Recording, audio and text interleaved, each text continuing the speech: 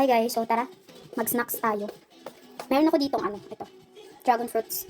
Binili to sa akin ni Mr. Pinabili ko to sa kanya kahapon. Ayan, tikman natin kung matamis. So lang, aanuhin lang natin siya dito. Hindi ko na hinugasan yung balat. Tanggalin na lang natin siyang ganyan. Ay, ano ba yan? Wait lang. Saglit lang. So ayan, dito natin siya bubuksan. Ay, ayan na siya. Ito na siya guys. Ganyan pala yan. Tignan natin kung matamis yung dragon fruit nila dito. Pero madalang talaga ako makatikim ng ganito. Kahit nung nasa Pinas ako. Tara, tikman na natin. So, eto na. The moment of truth. Wala ba't may ganun?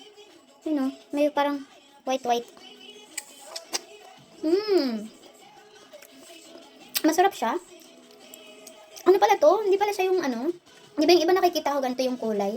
Siya iba kulay puti. Masarap. Madami nga lang siyang buto-butong ganyan. Hindi naman ako palagi nito nakakakain. Kasi, mahal nga. Pero yun, sa mga mayayaman, syempre mura lang po sa kanila. Pero pagkatulad natin, mahirap lang. Depende na lang po sa iba na meron silang ganito, na may tanim sila. No? Sunod natin titikman yung kulay pink. Yung pink yung laman. Siguro masarap yun. Ito kasi matamis naman. May nakakain mo na yung mga buto.